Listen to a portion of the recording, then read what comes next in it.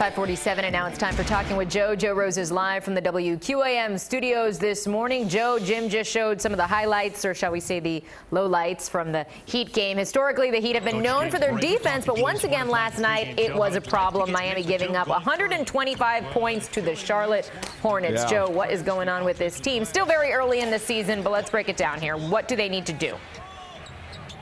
Well, they look slow.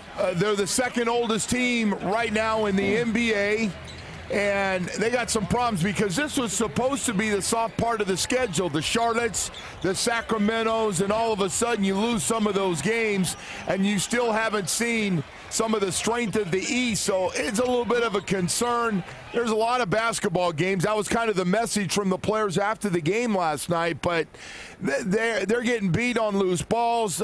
They seem to be a step slow, not playing well together. It looks like Eric Spoelstra's kind of doing mix and match right now till he gets everybody back and trying to figure out who's going to play and who's not going to play and how much. But they got a lot of good players. I'm afraid they don't have any great players, and that could be a problem down the road. But defensively, for a guy that preaches defense, it's been real bad.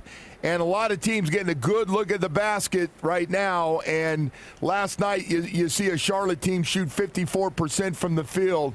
You're just not going to win in this league when other teams are shooting that high a percentage. All right, Joe, let's talk some baseball right now. Even though the offseason is upon us, lots of moves to be made now. I remember last year there was a lot of talk of players who didn't want to play for the Marlins anymore, and basically the new ownership said, fine, if you don't want to play for us, we don't want you part of this rebuilding stage. And now it appears that JT Realmuto wants to add himself to the list of those people who do not want to play for the Marlins. His agent on the radio basically saying he will not sign a long-term extension and that he's not going to play here next year, basically. So what gives? Where does he go? What do the Marlins do from here?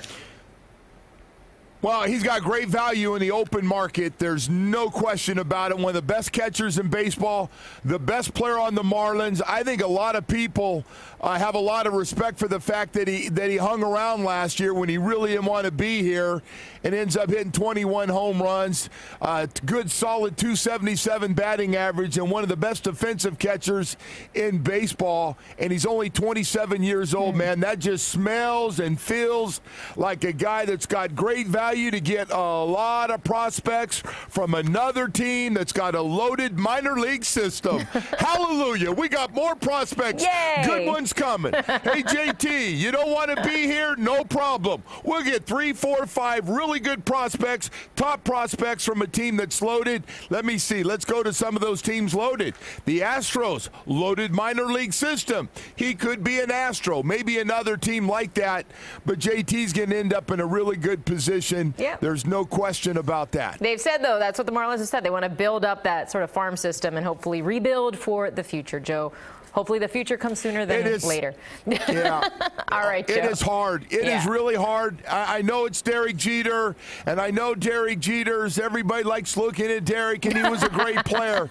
But it's getting really old. It is. It's getting old, this building thing. How long is this going to last before we start talking about good young players that we can keep? Thank you. All right, Joe. We'll talk to you later. Have a good one.